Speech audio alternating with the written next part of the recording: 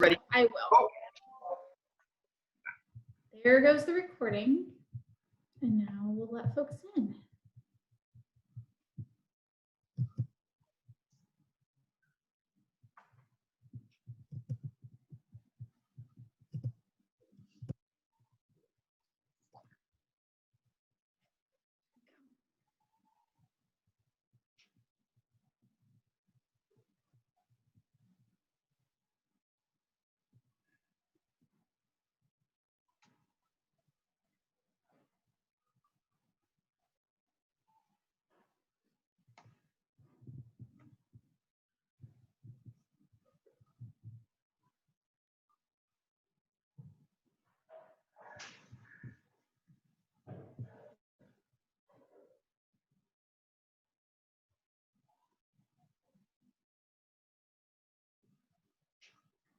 All right, we'll just give folks a few more minutes to join us. Welcome, everyone.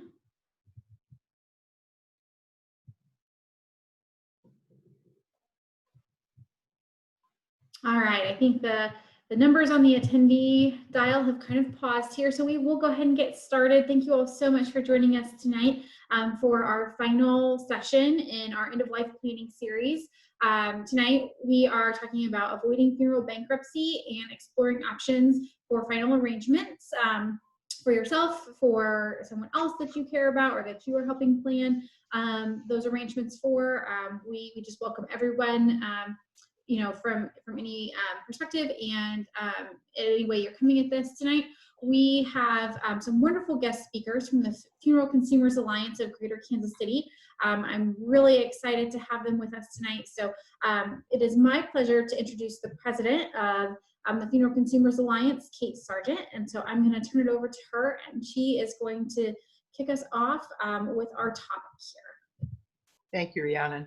And I want to say right at the beginning that we were just visiting with Rhiannon and her colleague, Jenny, about what a benefit they've created for our library persons who can really learn so much in this time when we're learning on screens about their finances.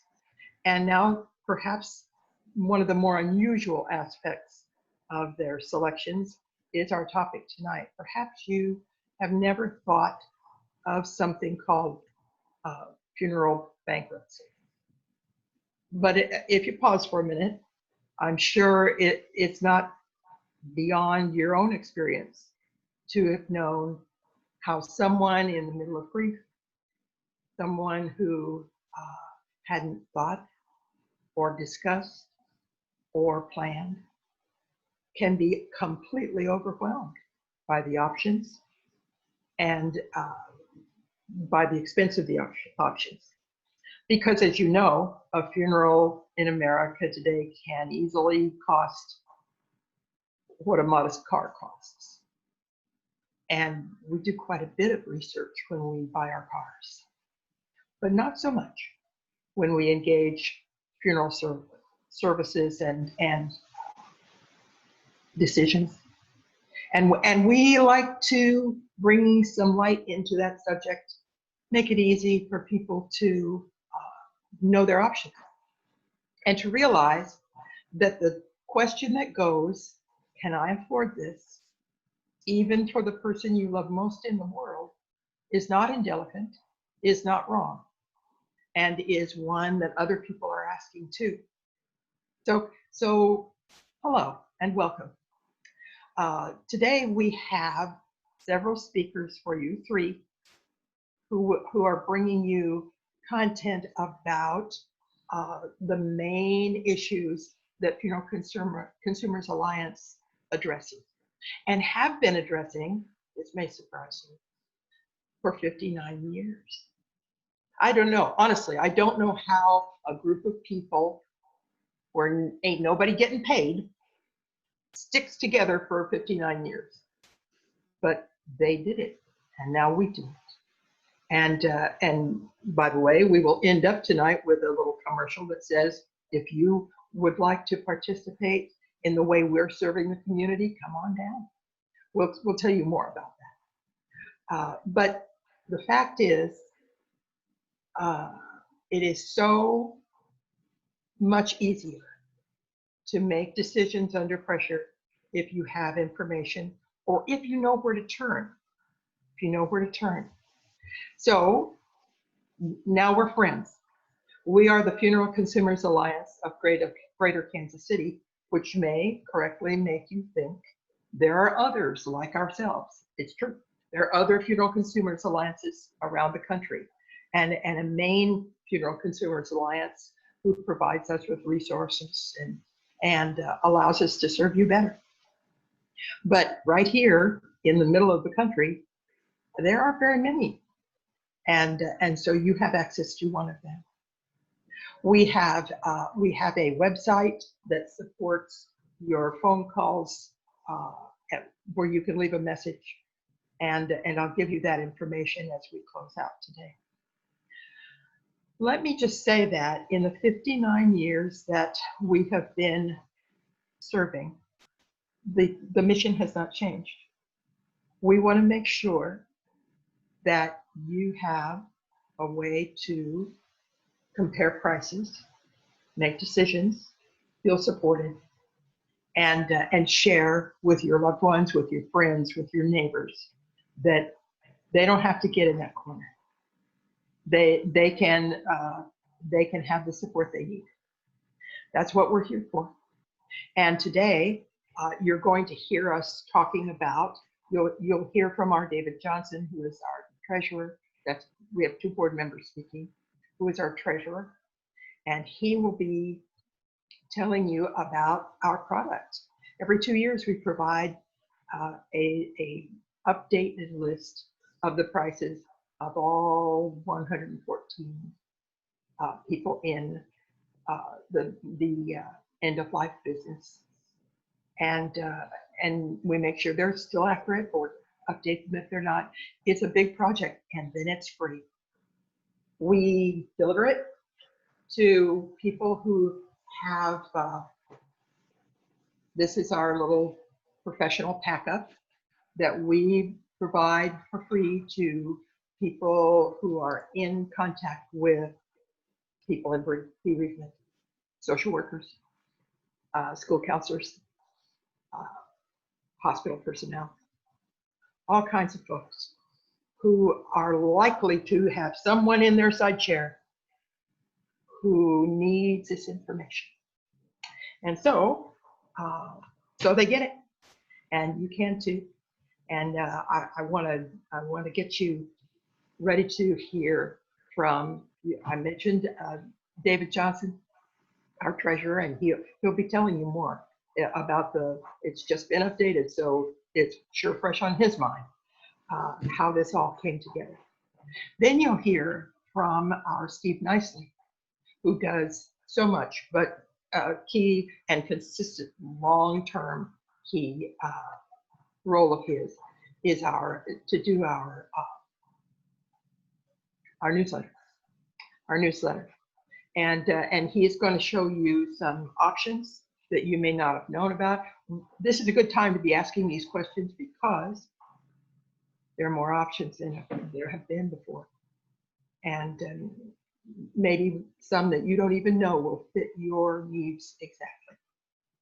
So he'll be talking about that. We have a colleague who's not on our board, but who you'll be so impressed with what she has to share about home funerals and other things that she is in a key position to describe.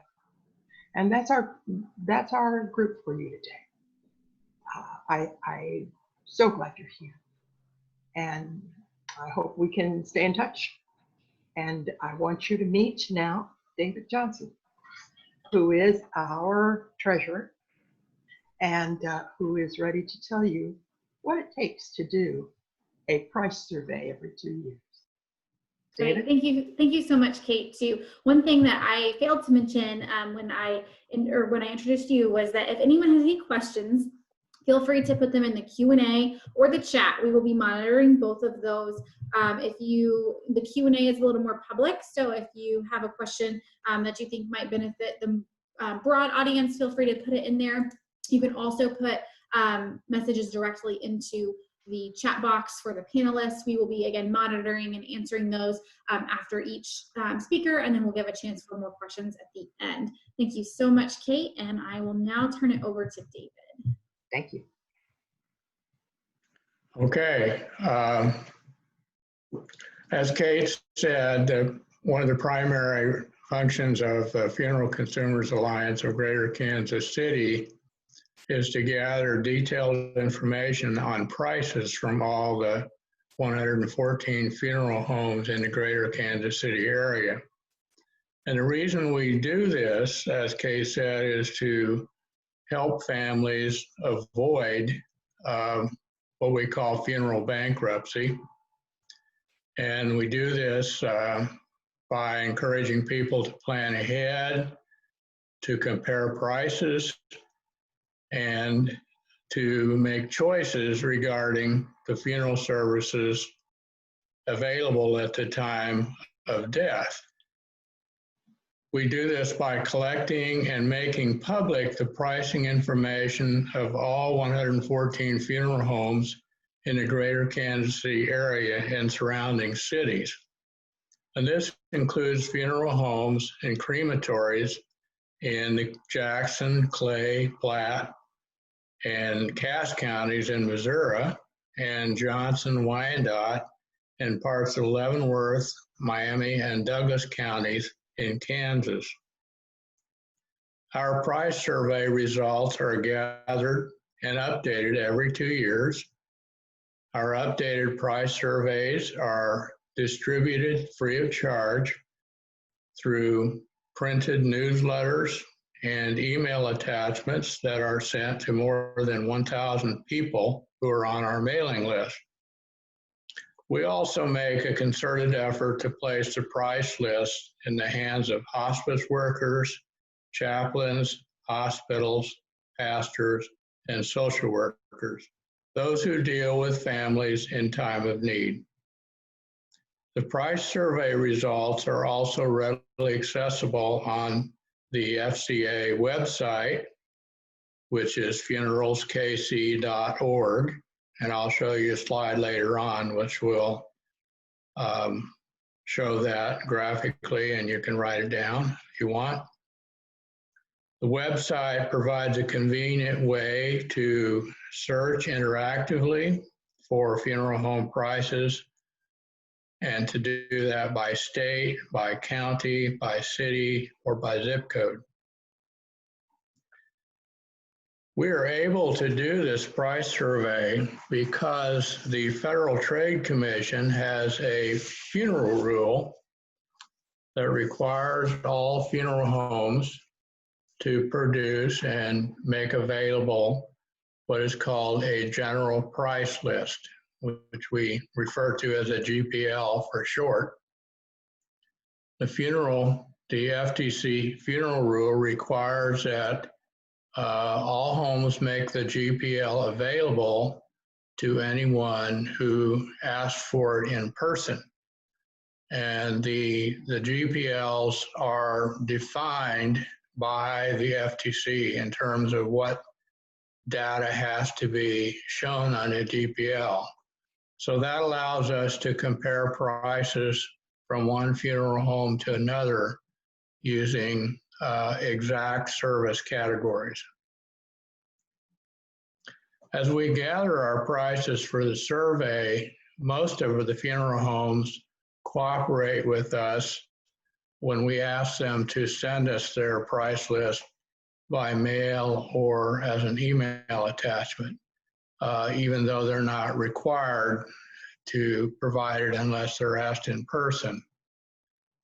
So when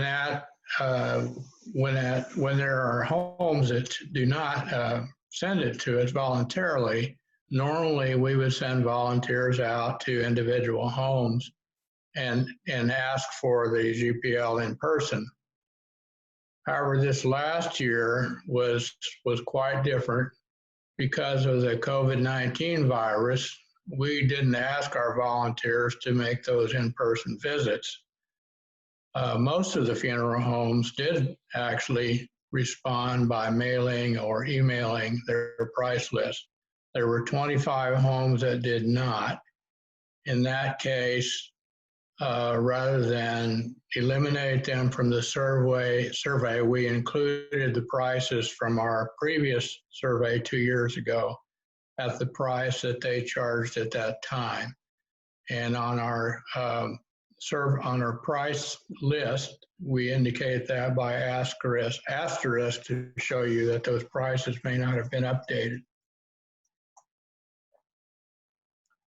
Generally speaking, we live in a death-defying society. We all know we're going to die someday, but it's not something most of us want to think about or plan for. In my own case, my daughter passed away in 2005 unexpectedly, and I had no clue where to turn, what to ask for, what kind of services. I turned to my pastor and he said, well, we usually work with so-and-so funeral home.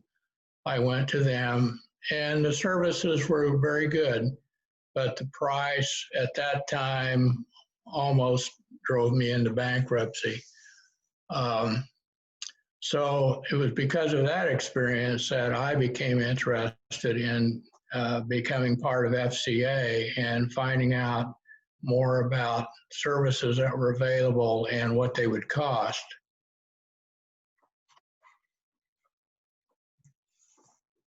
So the next slide shows us the results, summary results of our survey. The FCA price survey breaks prices down into 3 categories, as you see on the slide. And these categories are defined by the FTC's funeral rule. And the categories are a standard funeral, which we'll talk about in the next slide, what is defined in that. The second category defined by the FTC is an immediate burial. And again, I'll describe that later. The third one is a direct cremation. So the results of our survey indicated that for standard funeral, the average price was almost $6,000.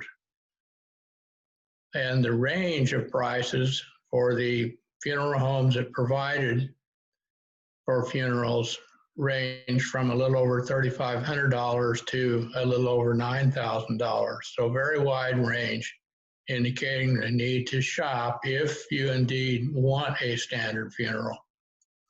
The immediate burial is a way to shave off actually about half the cost of the standard funeral. That is by eliminating many of the services that are included in the standard funeral. And again, I'll define that in a little bit. And for immediate burial, we see a price range from $995 to $5,605, a very wide range. So again, a good reason to shop if you're interested in that. The direct cremation is by far the cheapest, with an average price of $1,763 and a range from $675 to a little over or almost $3,600. The next slide shows these prices graphically. So it's easy to see. In the blue is the lowest price. So you've got a wide range there, and clearly the immediate burial and the direct cremation are considerably less expensive. The red is the highest prices, and the green is the average price. So this is just an easy way to see graphically what we're looking at in terms of the variation in not only the services that are provided, but the pricing from one home to another. Now, the next slide starts to define what is included in a standard funeral.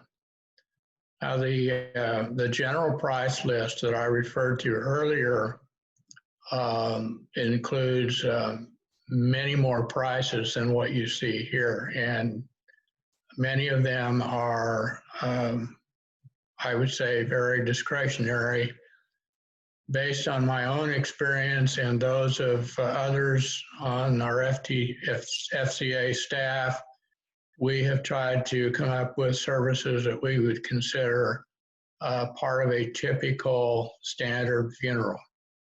And those will be the basic services, which is the staff and overhead. And in most cases, that makes up a third to a half of the total cost. Then other separate pricing is for embalming, transporting the body to the funeral home, body preparation, visitation, the funeral service, the hearse, and the limousine for the family to travel to the cemetery, and then the grave site, if that's priced separately. The next slide indicates items that would normally be part of a standard burial but are not included in our price survey. And the reason we don't include these is because the price range is so great that it's almost impossible to compare them. So we did not include those in the price survey. In most cases, it would be required to purchase a casket. In most cases, it would be required to purchase an outer container or a vault, usually a concrete vault. And then there's the cost of the burial plot in the cemetery. And again, those vary greatly. Also, as I mentioned, there are other discretionary costs which were not included. But the costs of the casket and the container and the burial plot are substantial. So if you add even the most inexpensive of these items, you would add another $3,000 to $4,000 to the prices that we looked at earlier. So the next slide shows us what's included in the immediate burial: the transportation of the body, holding the body at the funeral home, placing the body in a container, which can be purchased by the family either from the home or from a third party, which I think Steve is going to talk about in a little while. Transporting the body to the cemetery and interment at the cemetery. So next slide shows what's not included in the immediate burial. We go, so there are no memorial services included. The cost of the casket or other container are not included. And the cost of the burial vault, if required, is not included, or the cost of the burial plot. One thing that's significant here is the immediate burial is often referred to as a green burial. You may have heard that term. And it has become popular because many people are interested in having a burial that does not create any environmental hazards. And what is not, well, the main difference between the immediate burial and the full standard burial is you eliminate the cost of embalming and visitation, funeral home, items. And a lot of people don't know that the law actually does not require the body to be embalmed. So that is a very significant service. Usually that would save somewhere in the neighborhood of $1,000 to not have to have the body embalmed. And many people are moving in the direction of having memorial services at the cemetery rather than in church. And if the planning is done ahead of time, it might be done by the pastor or by some other person that the family would know. So there's ways to save significant money with the immediate burial. And I think this will tie in with some presentation later about a home funeral. The next slide shows us the cost of the direct cremation. And as mentioned earlier, this is by far the least expensive option. In this case, the body is transported directly to the crematory and cremated, and the ashes are returned to the family in an urn or container. These prices do not include any services at the funeral home or crematory or at a church, and no interment in a cemetery. Obviously, if those things are wanted, they could be done at an additional cost or be done separately at the family's, according to family's wishes. So sort of in review, the important thing is for the family to plan ahead and decide, first of all, on what type of service is wanted. And again, going on my own experience, I was not familiar with an option for immediate burial or cremation. All I knew about was a standard funeral with embalming, with visitation, and so on.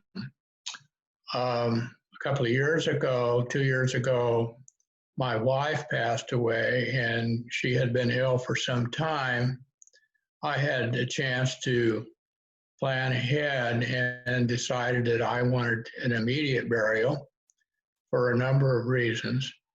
And I had contacted a funeral home ahead, knew exactly what I wanted, and was able to purchase a casket from a discounted third party.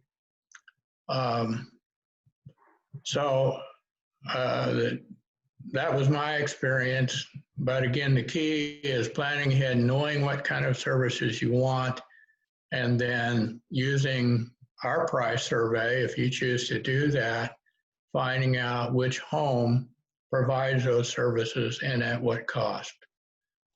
So the last slide, next slide, our funeral prices are available at our website, and you see the site shown here, funeralskc.org. You can go to that site and you will see a complete listing of all 114 funeral homes, along with phone numbers and addresses. And also you will find an interactive search feature which will allow you to search for a home by location, state, county, city, zip code. And we're working on having a search based on price.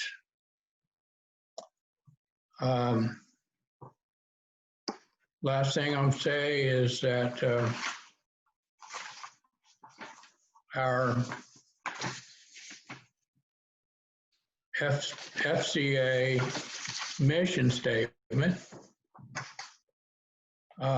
is to, as Kate said in the beginning, to educate and support families in making informed decisions about death-related services according to their values and lifestyles.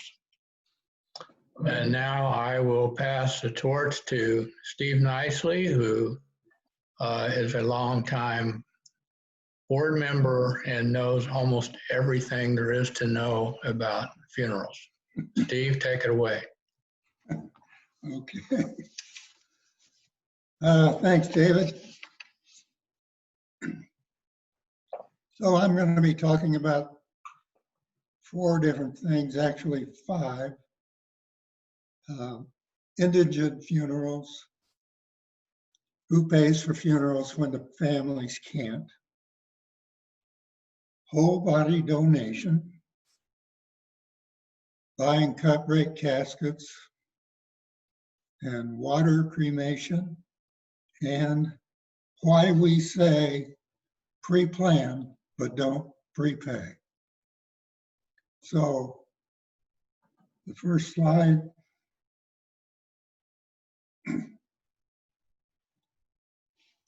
Who pays when a family can't? You might want to note the newsletter that this is in. All these topics we have articles in the newsletters. So this one is in the fall 2019 issue. You can go to it on the website and look it up and find out more details than I'm going to tell you now. So we get calls frequently from struggling families seeking money to help pay for funeral expenses. Then we have to tell them we're an all-volunteer organization and we just have limited resources. But we do offer advice on where to go for the best prices and refer them to the price list that David was just talking about. Too often, though, our advice is too late because the body has already been sent to a funeral home and families have already made arrangements costing thousands of dollars. Death forces rapid decisions when advanced planning does not occur. Actually, there are places where help can be found. In Missouri and Kansas, state laws pin the responsibility for disposing of the remains of indigents on county governments. Sometimes churches will help hardship cases. Some hospice organizations have memorial funds. The Salvation Army has been known to help. Funeral homes often discount prices for hardship cases. And something that's new since the internet became widespread are GoFundMe sites. People tell their stories and ask for contributions on the internet. The 6 counties in our metropolitan area each carry out their charge differently. For instance, Jackson County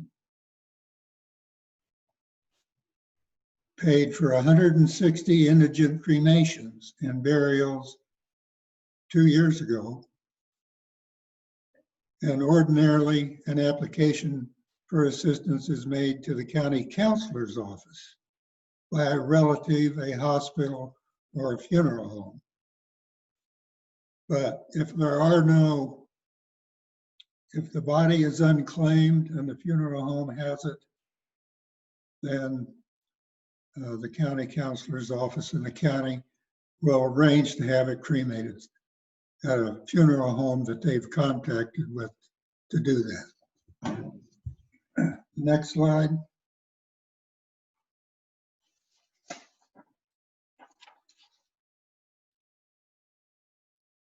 Will Body Program. This is on our funeral price survey, also called whole body donation. It's in the fall story in the fall 2014 newsletter. So the most economical method of all is donating the body to science. In our metropolitan area, there are 2 places to do that: the University of Kansas Medical Center and the Kansas City University of Medicine and Biosciences. In both places, the bodies are used for teaching medical students in anatomy classes and also for research. It doesn't cost you anything to donate your body. At the KU Medical Center, it will cost you the cost of transporting the body to the medical center. We feel confident in recommending either school because one of our retired board members, Dr. Pam Thomas, taught those anatomy students at the Kansas City University of Medicine and Biosciences for years. Here's what she says about donating your body to a medical school. It's about altruism. Think how many people are affected by the donation of just one body. It's not just the students in the anatomy lab, but all the patients those students will ever see.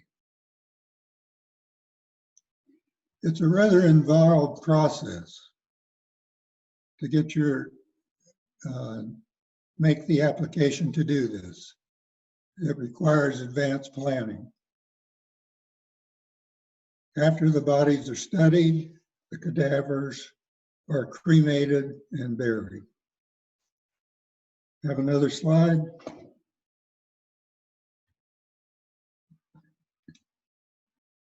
Next, okay.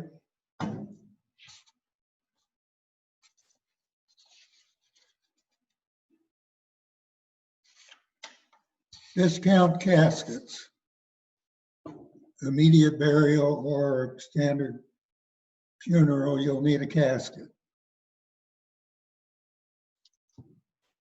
This story is in the fall 2016 issue of the newsletter. Caskets are big ticket items and they're highly profitable for funeral homes.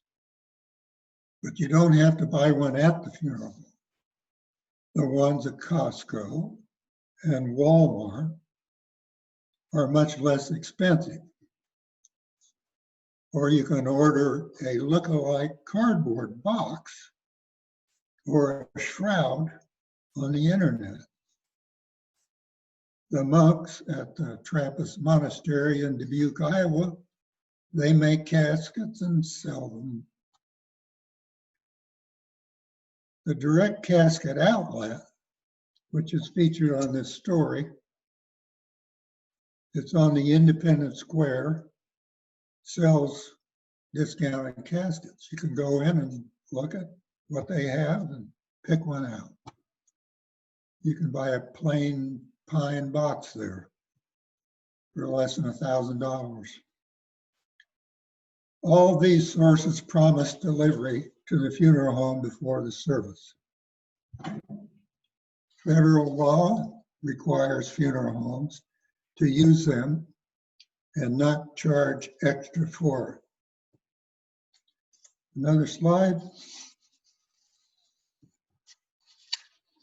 Water cremation, also known as Aquamation, also known as alkaline hydrolysis. A St. Louis provider offers water cremation for people throughout western Missouri. And it's about $1,100 that they're charging. And they have this equipment. But it requires transporting the body to St. Louis and then returning the cremated remains to the family. While it's new in our area, the Mayo Clinic has used alkaline hydrolysis process since 2006. The Cremation Association of North America explains the process this way. Water, alkaline chemicals, heat, and sometimes pressure and agitation are used to dissolve the body. In some systems, the sterile water that is captured afterwards is used for fertilizer because of its high potassium and sodium content. The remaining bones are then pulverized and returned to the family.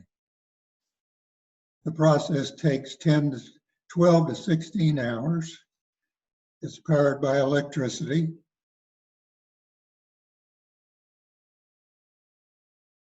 And no providers in the Kansas City area offer it yet, although one does for pets.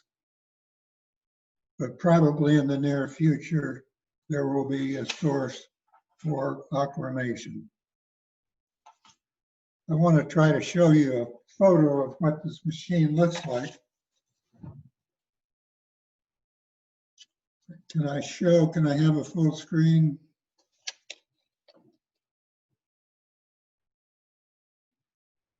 Okay.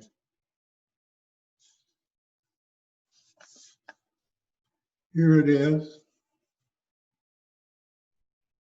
It kind of looks like a little steam engine. Thank you.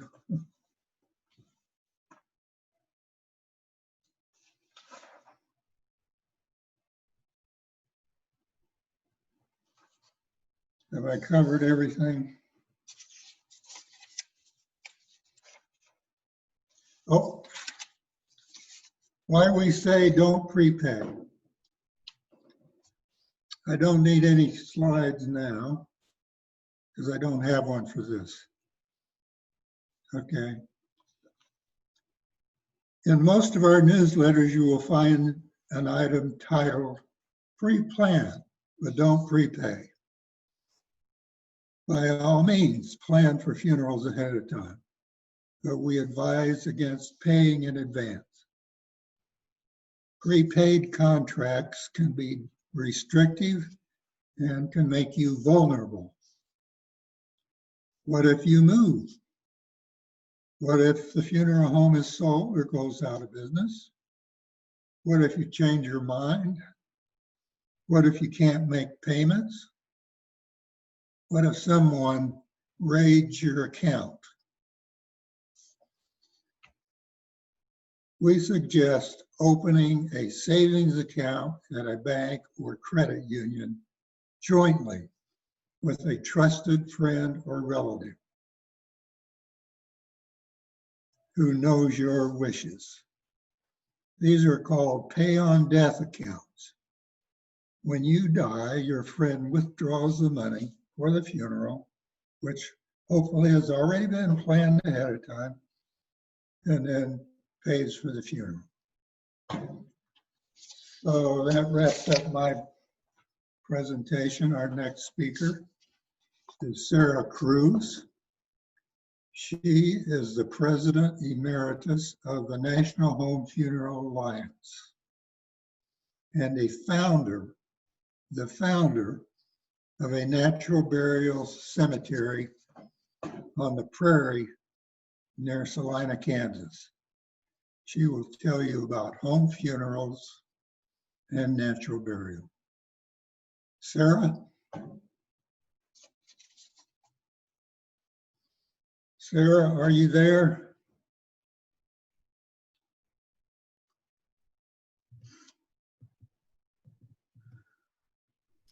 I'm not sure if I see Sarah. Yeah, I'm not sure. I don't see Sarah in the list here. Maybe she had to step away for a minute. Let's see here. Does anyone have any questions at this point in time?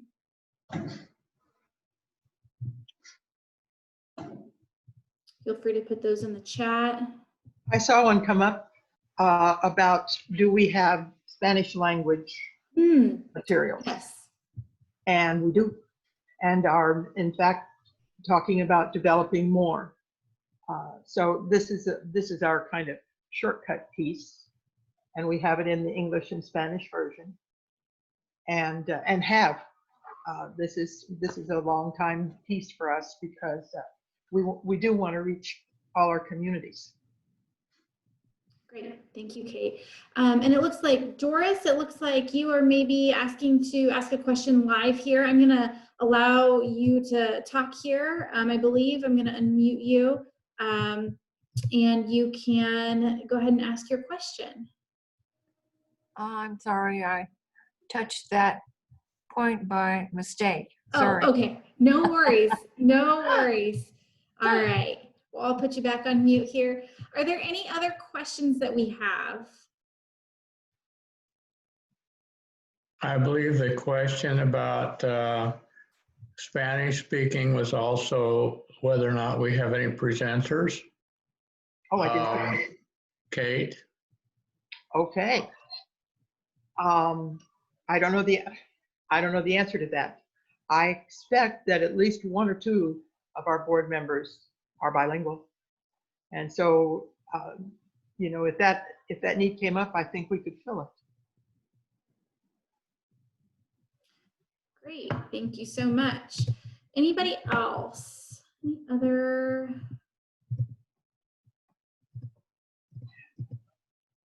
questions here? Steve, do you have Doris's phone number? I don't. Okay. Well, Rihanna, you're probably right that she has stepped away. You mean Sarah? I did mean that. I'm sorry, I was looking at Doris's name here on the square. Sure, I have it. Let me try to give her. We may have moved faster than she expected us to. And so let me take the stage for a minute while we get on to our next part. But it is interesting to know that, and it's changed some because the pandemic has changed everything. But up until this year, the number one, Steve referenced it, the number one GoFundMe reason was burial costs. And that speaks to two things. How often people are just completely unprepared to engage the expenses and the decisions and the emotions that come with the end of a family or friend member's life. So for sure that, but also that very difficulty, that very discomfort, that very pain can make for some real poor decision making. And once you're in a contract, you're in it. And so all of this is a good reason why people really need to visit with their nearest and dearest. Take it easy. Don't dive in with all 4 feet if it worries you, but consider it a worthwhile conversation. Consider it a gift. If you can make the path green to talk together about this important sort of thing, and maybe you heard David's story about what brought him to Funeral Consumers Alliance. I hadn't heard that, so I'm glad I got to eavesdrop while he talked with you, because I expect the truth is that every person at FCA has a personal reason for coming. One of the things we do is tabling.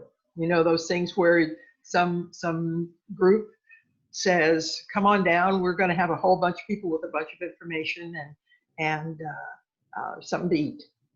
And so lots of people come, they go table to table, They find out what's going on. Our Kansas City, Missouri mayor, who was not yet elected and was out campaigning, came to our table. And he said, "And what do you have?" And I said, "Well, let me show you." And I had the professional pack up and showed him. And he was very interested. And he said that I think we need this kind of thing. And he went on and saw the other tables. Then he came back and he said, "Can I have another pack up?" And I said, "Well, sure." And he said, "I have a family too, you know." Well, exactly. We all have a family too. And we all have friends that it might even be easier to talk with. Maybe start with them. Oh, here's another resource. The biosciences, no. Steve, can you help me? What's the name of the group that does the bioethics? They're famous and they're here. He's going to work on that. Because if you go to their website, they have all kinds of information about end-of-life decisions, something called the POLST, P-O-L-S-T, which is now gaining use all over the country, which helps you be sure your preferences are honored in terms of your medical care at the end of life. And the reason that's going to work is your physician signs it. So they have that for you.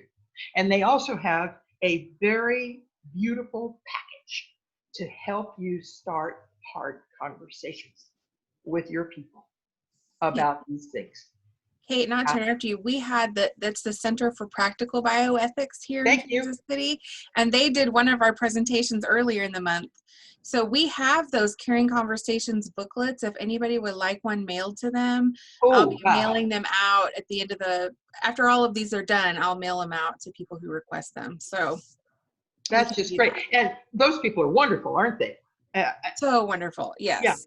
Yeah. And here's a resource. And it's there for the price of clicking.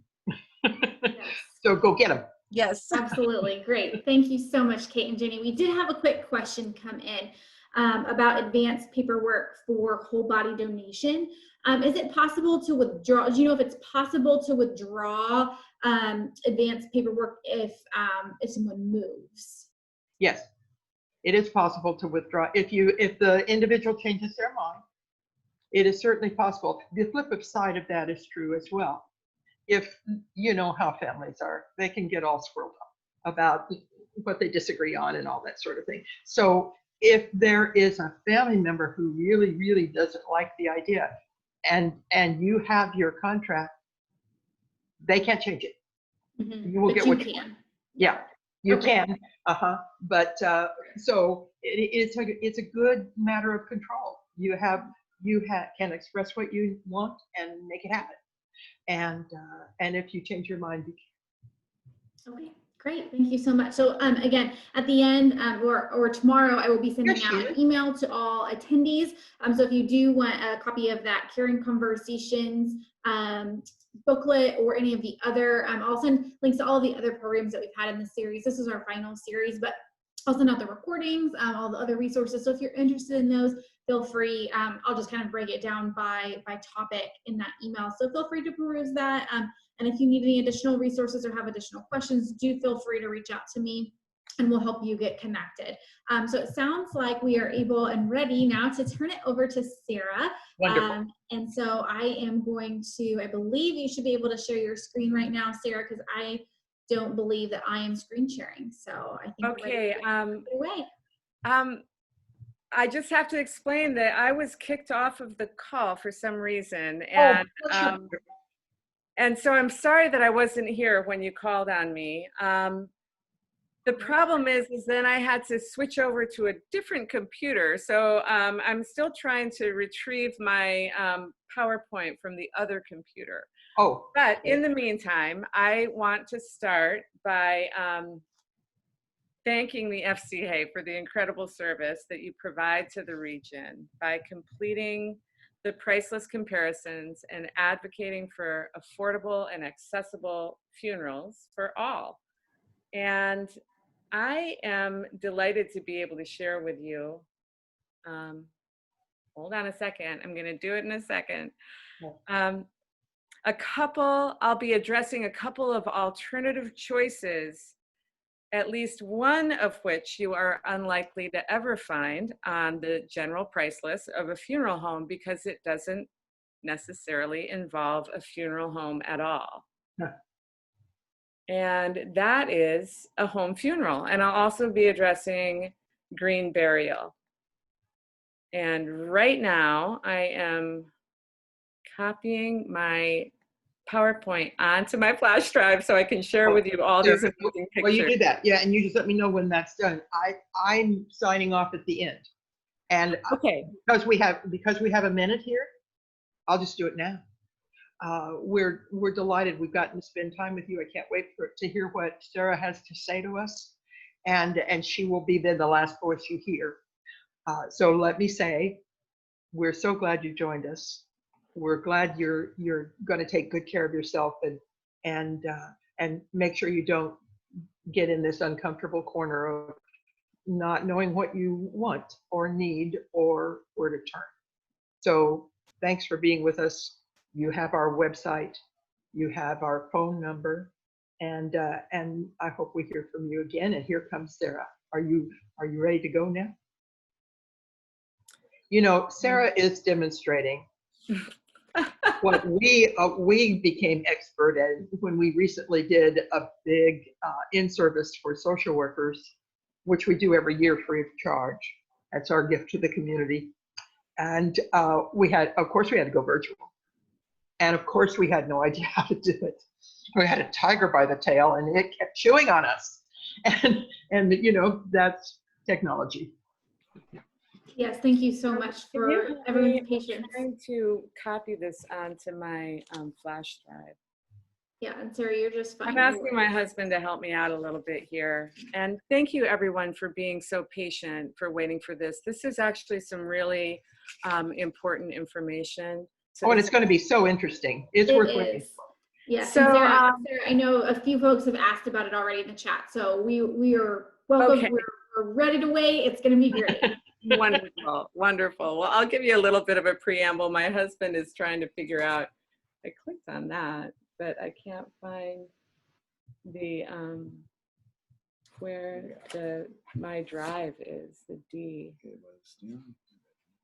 The pandemic lesson is a new kind of patience. Absolutely. Honestly, goodness, you know, because we're all in this together and we've all had technology issues and it's like, okay, it'll work out. USB drive D? Yes. I just drag it? I think so.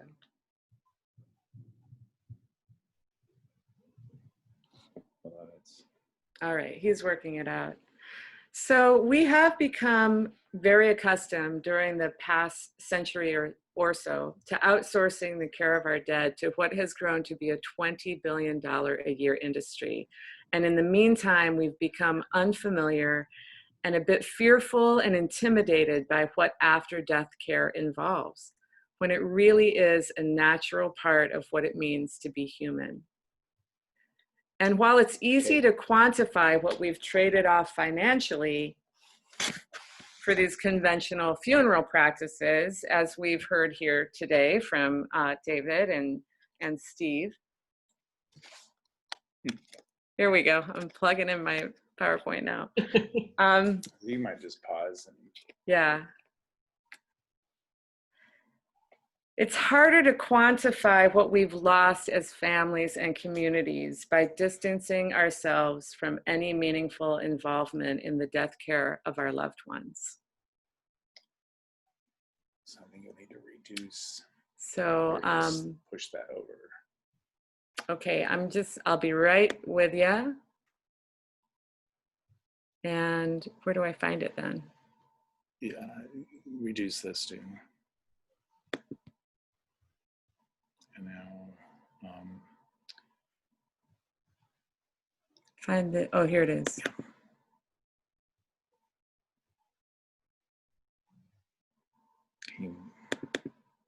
We're getting very close. Drag it on the way down.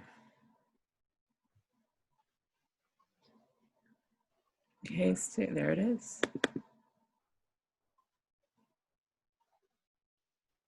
Kansas City Public You Library. need to hit twice. Yeah, I did. It's coming up.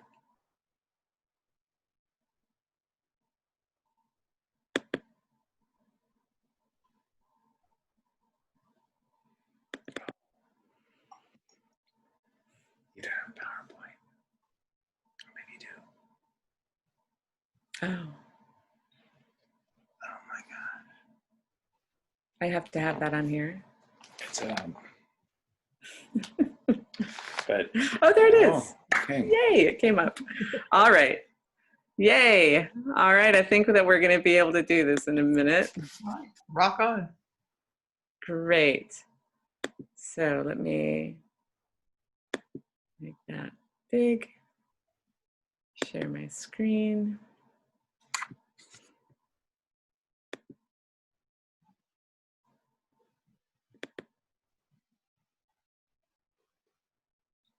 Okay, is that working? Mm-hmm.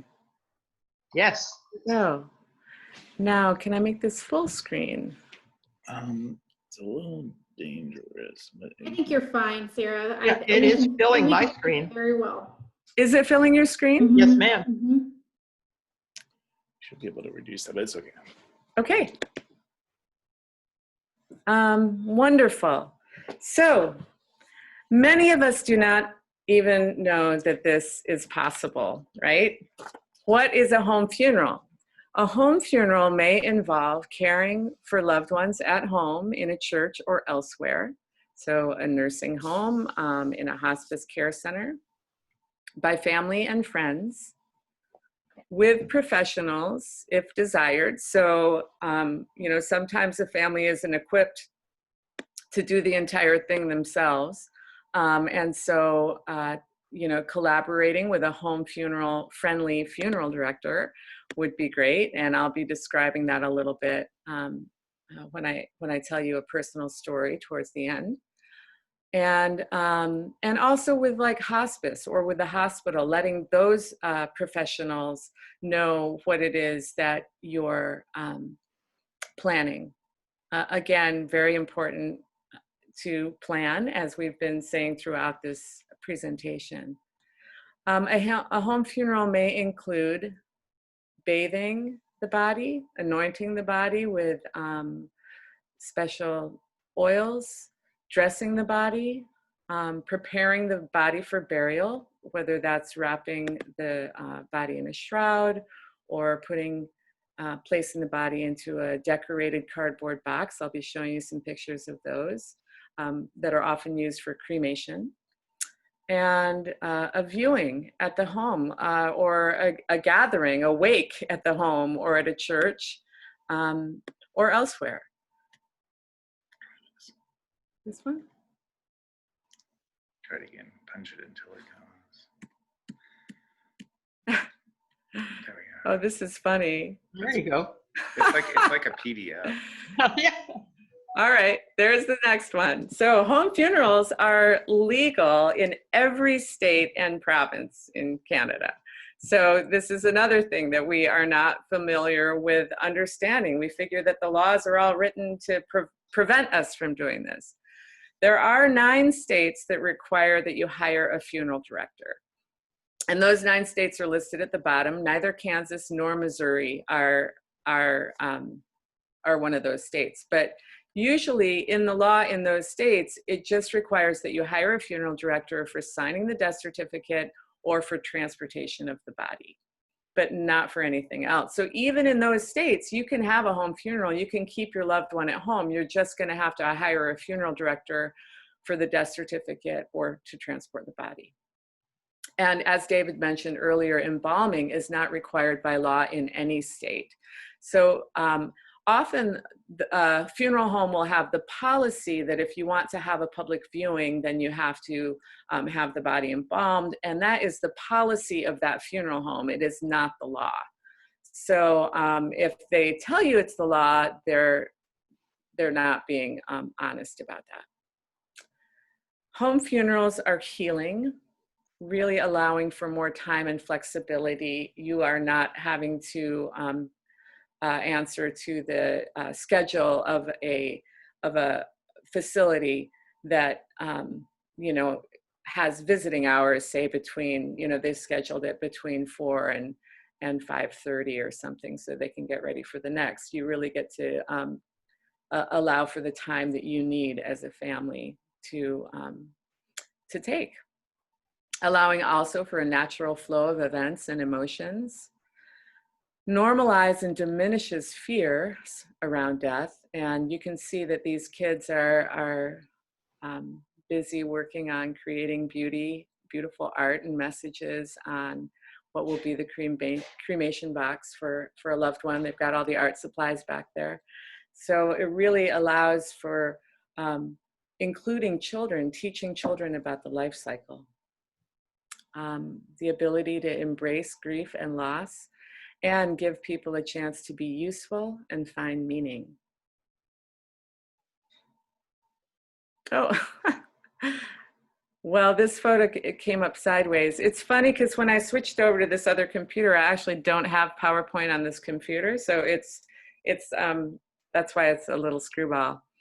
But you can see, this is actually a picture of my sister who is getting ready to shave my father's cheeks as we were preparing him for the home funeral. People were going to be coming over later that afternoon. I'm going to show you a bunch of pictures from my father's home funeral. For caregivers and the deceased, it's safe. According to the CDC, a dead body does not pose an increased health risk. And you keep the body cool with ice or air conditioning. That'd be dry ice, or I'd like to use just ice packs from the freezer, you know, those gel packs that we all have several of in our freezer. And mainly you're interested in cooling down the torso of the body, because that's where all of our organs are, and that's where decomposition begins. And so if you cool everything down, then that slows or stops it.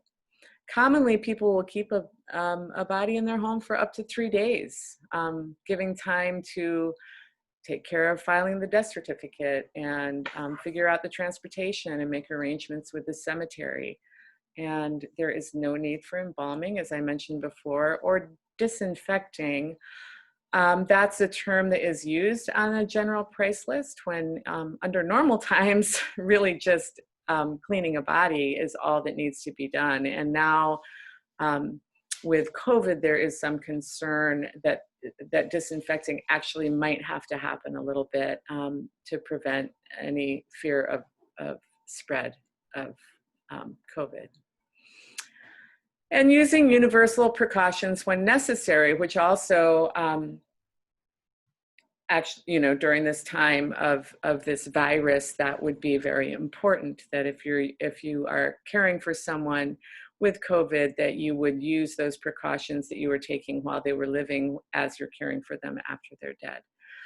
We do know that COVID is spread through droplets and air. So once a person dies, if you can also just cover their face and mouth and nose with a mask to prevent any air escaping when you're turning the body. So here are some of the things that you might use that y'all have at home already. Just basic hygiene supplies, a bowl of warm water, maybe some essential oils, ways to fix the hair. You'll see that there's a scarf here and an ace bandage. There are simple methods, for being able to close the jaw if someone died with their mouth open and you want to just aesthetically find it nicer to close the jaw. You can tie a scarf or a bandage around the chin just to hold it up for a little while you're doing some of the other body care. And usually after a couple of hours, when you remove that, then the mouth stays in place. Similarly with the eyes, you would cover the eyes with a weighted bag of some kind. So there's like a rice bag here, you know, one of those eye covers. But you could also just fill up a couple of plastic bags with some ice packs and set those on or rice packs and set those on the eyes. Again, when you remove those a little while later, the eyes stay closed. Oh no, these are all sideways. I don't know why that's happened. But so here we have Dorothy. Dorothy was a 97-year-old woman here in Salina whose family took care of her at home. This is so funny that this is being recorded and everything's sideways. So Dorothy died in the night. Her oldest daughter there is fixing her hair just the way she liked it. They dressed her, they laid her out in this beautiful casket that they had purchased on their back porch. Here we go, upright picture. There she is. There's all the great grandkids that were there for the event. They had food and drink and held an open house. She died on a Friday night. They held this open house on the Sunday. So they had plenty of time to get together the flowers and put together the photo boards. And this is a quilt that Dorothy made. And everybody was a part of it. You know, the children were all there and were able to say goodbye to their great grandma. And they drove her away in the sideways car and drove her up to the cemetery in Milton Vale where she was laid to rest next to her husband. And a green burial. What is a green burial? Green burial involves only unembalmed bodies and biodegradable containers, including shrouds. So that can be something as simple as a cotton sheet, but just some sort of natural fiber. No vaults are used in green burial. In certain places, goals involve land restoration or conservation. Graves are marked, not using big monuments and granite engraved stones, but usually are marked the location by GPS coordinates or using native memorials. So that could be river rocks or field stones. And I'll be showing you what we do at Heartland Prairie Cemetery in a bit. And green burial reduces carbon footprint, returns the human remains to the earth with ecological integrity. So it's just really a way of returning to the land in a most basic way, most natural and not as resource intensive, obviously, as the conventional burials that we've become accustomed to. So there are some green burial cemeteries in the region, and because of the way that this transferred over, I'm missing two of them.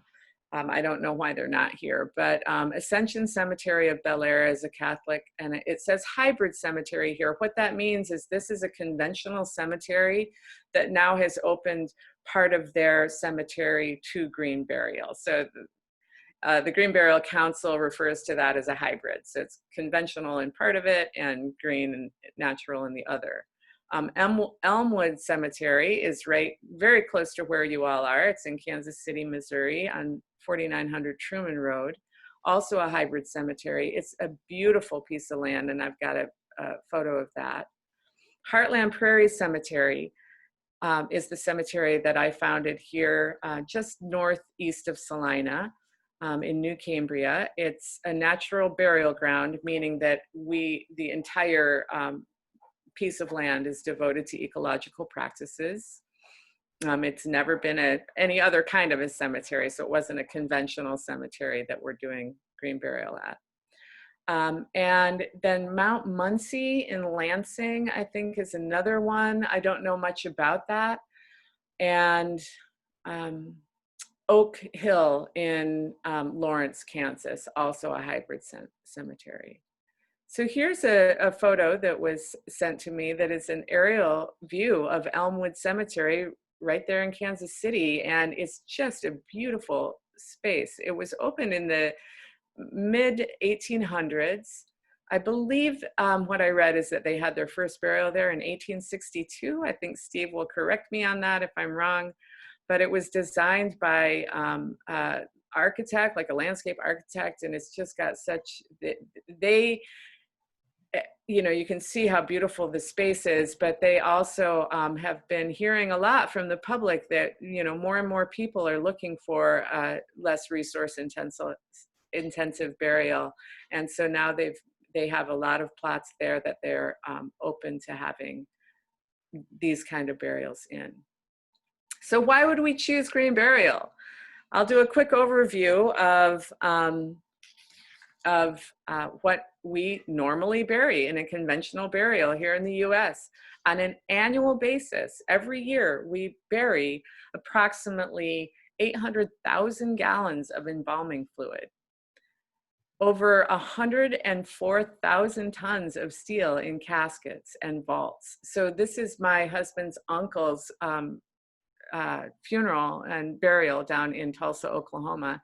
And you can see he's got a steel casket with a concrete and steel reinforced vault with that lid that's off to the side. That's going to go on top of the whole thing. And not only that, they've lined the concrete and steel vault with a plastic liner. So, you know, he's not going to be anywhere near the soil for many, many generations. 17,000 tons of copper and bronze. And those are like decorative elements on the caskets. Oh, just a little fun fact. They say that this is enough steel that goes into the ground every year to rebuild the Golden Gate Bridge once a year. Over 1.5 million tons of reinforced concrete, like I said, in those vaults. And also 45 million board feet of lumber, including hardwoods and rainforest woods. And this doesn't even touch on the amount of granite and stone that goes into the above ground monuments. So cremation has its own environmental impacts. Cremation requires fuel to burn 3 to 5 hours, depending on the size of the body, at very high temperatures, around 1,500 degrees Fahrenheit. The process involves releasing atmospheric greenhouse gases, and they've estimated that approximately 250 pounds of carbon dioxide, CO2, a known dangerous greenhouse gas, goes into the atmosphere, adding up to 250,000 tons annually. So it's something to consider if you're thinking about cremation as an alternative to burial and less environmentally impacted. But it's just such a industrial procedure in this country. So there's a lot of natural burial products that are available that you can buy. A beautiful, like, Amish-made wooden casket up there. This one here is the one with the birds on it. That's made of recycled paper. Those are made in the UK. If you don't want to have the carbon footprint of having that shipped over to the US, you could start learning how to make your own paper mache coffin. This one is made of cardboard. And then there's a couple of shrouds here on the side. This is a woolen shroud, and this is a silk shroud. But again, those can just be of linen or burlap. And then in the middle there, you can see a wicker or bamboo coffin. Or you can make your own. So these guys are busy making their own. And this was a burial at Heartland where she was just wrapped in these sheets that she loved, she and her husband. Those were the first sheets they had when they got together in college. And so it can be very simple and still very beautiful. You know, they brought those flowers. Heartland Prairie Cemetery is the cemetery that we founded here near Salina. My husband and I and a group of people on our first board put this together. It's located in the heart of Kansas in Ottawa County. We provide an all-natural burial option in a beautiful rural setting. We're formed as a nonprofit cemetery, and we're also a restoration prairie project, which means we've replanted the 8.5 acres of the burial meadow in native prairie species, and we maintain walking trails throughout the 13-acre site. So we've got woods on either side, and we're devoted entirely to eco-friendly practices. So here's one of our trails through the woods there on the right, and then we've connected to, there's a piece of unplowed prairie just to the east of our cemetery space, and this is one of the trails that we've put through into connecting our trails to the prairie right next door. Just another couple of looks at what the land looks like, and this is a recent burial that just happened a couple of weekends ago, and the family ordered this shroud from a shroud maker in California, and she makes the shrouds that with lowering straps already as part of the shroud. So the family lowered her into the grave using those lowering straps, and then they just are buried along with the body because they're also biodegradable. So I'm going to take you on a quick journey through my father's home funeral and green burial at Heartland. This is my dad, Ed Hawley, and there I am with him back in 2015. And he lived in Denver. He died just a couple months shy of his 97th birthday. And this year, he was at home on hospice and really died just before COVID took hold across the country. Had he died even a few days or a week later, we probably wouldn't have been able to do what we did. But fortunately for us, his timing was good. My dad was a pastor for the UCC. We spent 7 years in East Africa where he worked with refugees. And when we moved to Denver, that work continued when he became the editor of a journal called Africa Today. So the night he passed, oh no, we're gonna have some sideways pictures and some upright ones. But the night he passed, the hospice nurse came by to pronounce the death. And we had communicated with them that we were planning on keeping him at home and wouldn't be involving a funeral home. So they were prepared.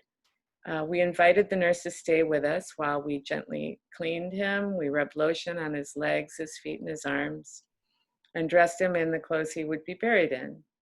It is easier to do the dressing shortly after the death while the limbs are still relatively supple.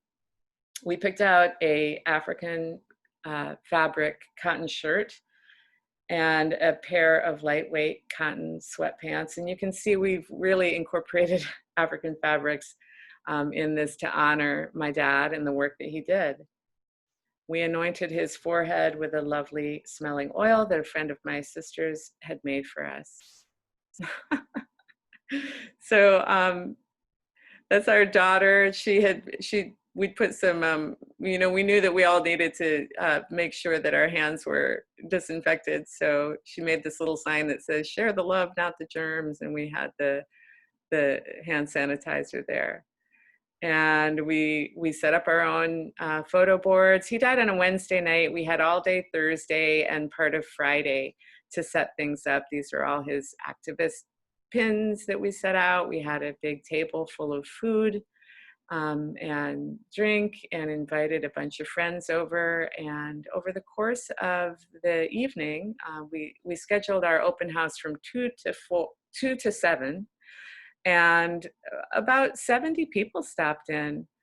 And you can see we laid him out on this massage table. That's me and my two sisters my two sisters and my two daughters and my mom. And really, we did all of this on our own. And it was so satisfying and fulfilling that we really cared for him in such a tender way. So I can't tell you how many people, for so many people that came to the house that day, they had never been a part of a home funeral. And we had the light sort of low in the room where he was. We had lit some candles and had the oil available and a nice blessing poem that people could read. And so many people had the experience of going in and paying their respects to him and coming back out and just going, wow, that was the most beautiful thing. I didn't even know it was possible. And now they want their families to know that that's how they want to be cared for. So this is kind of hilarious, and it's sideways. But then we had to get him out of the condo because we're going to drive him to Heartland to be buried. So we had to actually put him on a dolly so we could on this burial board. So his shrouded body is on that board, and that's going to go in the ground with him. He'll be buried with the board, and it's biodegradable, so that's fine. But yeah, we brought him down on the elevator, and it was very funny. We had a good laugh over that, what the neighbors were thinking when they looked out the windows. Got him into the back of our vehicle, and we drove him to Kansas. Now, over the course of those 2 days, one of the things that I have to stress is that in every state, you have to file the death certificate, and it varies from state to state. In Kansas, it needs to be filed within 3 days. In Colorado, I think it was like 5 or 7 days, but I got in touch. I didn't want to have to navigate that system in Colorado, so I got in touch with a friend of mine who's a friendly funeral director in Colorado Springs, and she took care of filing the death certificate for us, and she also got us a transit permit so that if we were stopped on our way for whatever reason on our way to the cemetery, they would see that it was okay that we were transporting this body. So here's my family, my sisters and their husbands and my daughters. They're carrying my father's body to the grave. We lowered him in using rope straps that we threaded through those holes on either side of his burial board. My husband had hand dug the grave himself, which is something that we allow anyone who's having a burial at Heartland. If they want to hand dig the grave, they can, or they can hire our grave digger who does it with a backhoe, and he charges $400. But if a family wants to dig the grave themselves, and so far 3 families have chosen to do that, then there's no charge for that. We just provide them with the tools and the instruction and the support, and they can do that. So there we are after adding leaves to the grave, which we like to do that before adding the dirt, just because it makes it a much gentler experience. But you know, I just want to stress right here that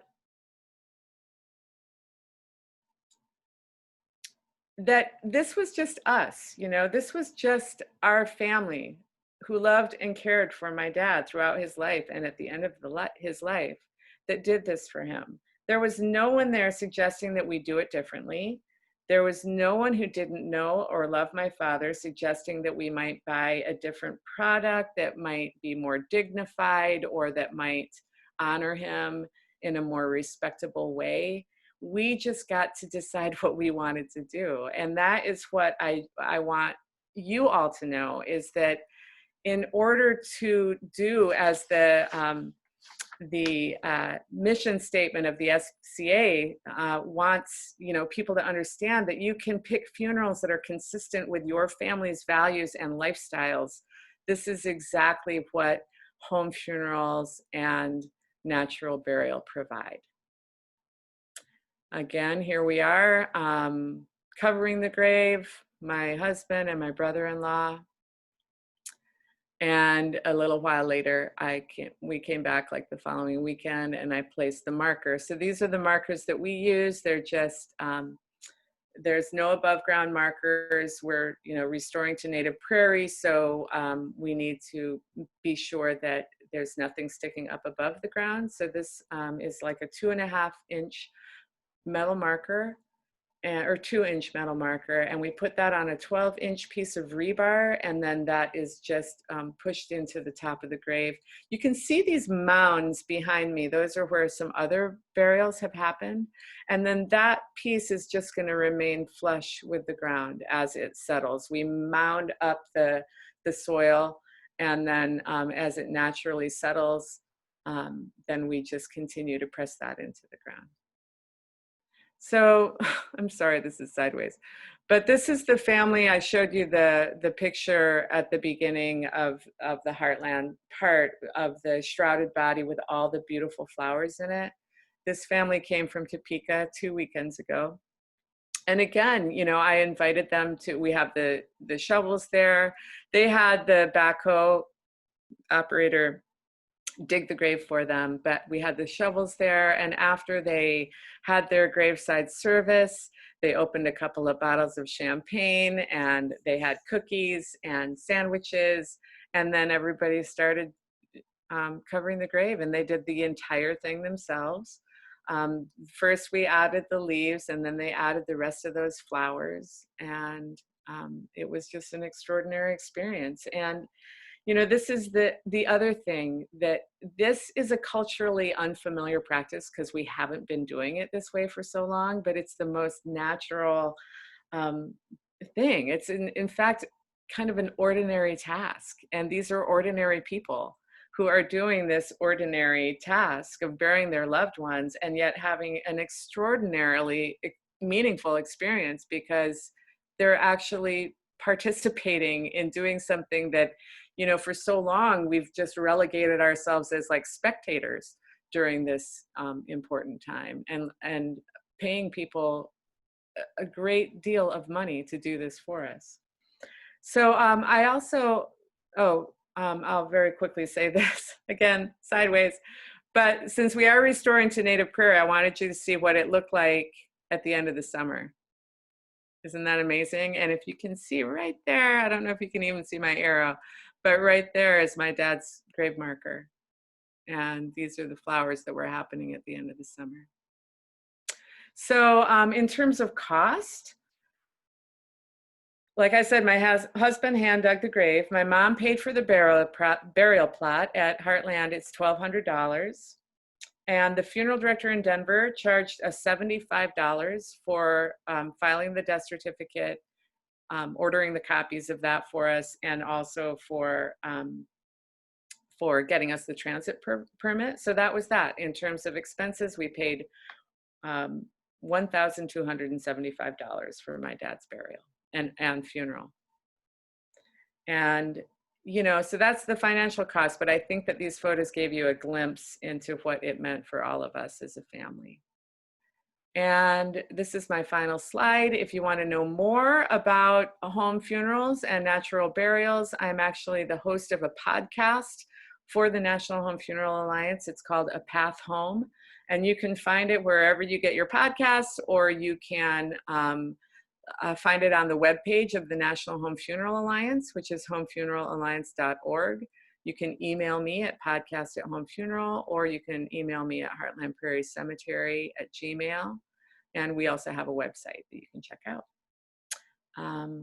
So I'm going to stop sharing my screen and am available to answer any questions. And thank you for your patience. Thank you, Sarah. Thank you for sharing your story and sharing wonderful alternatives and opportunities and ways for people to think about just a variety of different kinds of practices that might best suit their families' values and their needs as they move forward. Any questions for Sarah?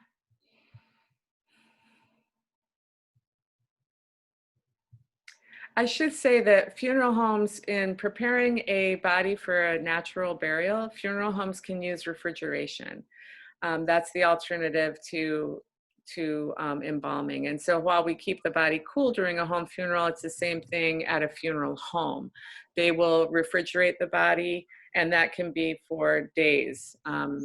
We had a burial at Heartland where the man was wrapped in his shroud and had to remain in the refrigeration unit for 3 weeks waiting on his daughter, and he was fine. So.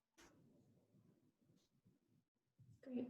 I think we just have lots of thank yous in the comments in the Q&A, Sarah. So folks are thankful for your story and for the information that you've provided. So thank you so much.